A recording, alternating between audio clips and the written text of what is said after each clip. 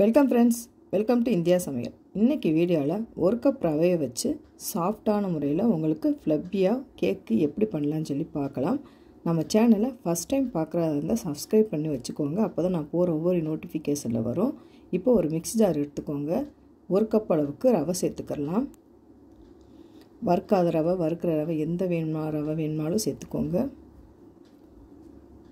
அதே கப்பில் 3/4 கப் அளவுக்கு சுகர் சேர்த்துக்கோங்க. இப்போ ரவையும் சுகரும் நல்லா நைஸாக அரைச்சி எடுத்துகிட்டு வந்துடலாம். இப்போ இந்த அளவுக்கு நல்லா நைஸாக அரைச்சாச்சு. நெக்ஸ்ட்டு பார்த்திங்கன்னா ஒரு முட்டை சேர்த்துக்கோங்க.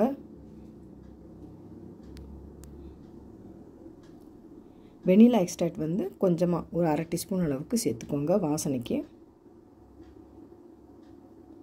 காய்ச்சி ஆற வச்ச பால் ஒரு 3/4 டம்ளர் அளவுக்கு சேர்த்துக்கலாம்.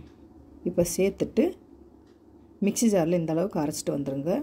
3/4 டீஸ்பூன் அளவுக்கு பேக்கிங் பவுடர், ஒரு பிஞ்சு அளவுக்கு உப்பு, மறுபடியும் அரைச்சி எடுத்துகிட்டு வந்தாச்சு.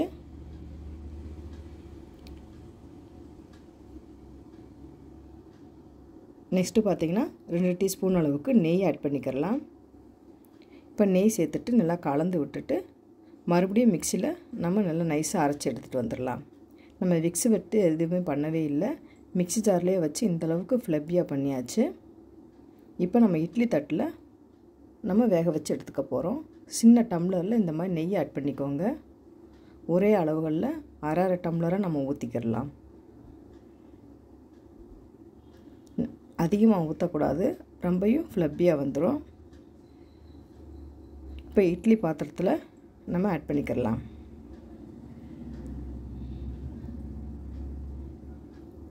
இப்போ மூடி போட்டு 20 நிமிஷம் லோ ஃப்ளேமில் வச்சு குக் பண்ணி எடுத்துக்கிடலாம்.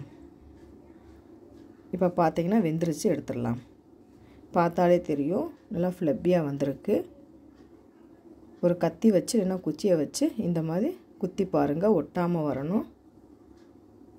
ஆற வச்ச பிறகு தான் நம்ம எடுக்கணும். உடனே நீங்கள் எடுத்துக்கிட்டிங்கன்னா உள்ளே நல்லா பிஞ்சு வந்துடும். இப்போ நான் ஆற வச்சு எடுத்து காமிக்கிறேன். இந்த ஓரங்கள் இந்த மாதிரி எடுத்து விட்டுக்கோங்க. சூப்பரான சாஃப்டாக வந்திருக்குன்னு பாருங்கள். எவ்வளோ சாஃப்டாக இருக்குன்னு பாருங்கள். குழந்தைகளுக்கு இப்போ லீவ் விட்டுருப்பாங்க, இந்த மாதிரி வித்தியாசமாக நீங்கள் செஞ்சு கொடுங்க, ரொம்ப விருப்பப்பட்டு சாப்பிடுவாங்க.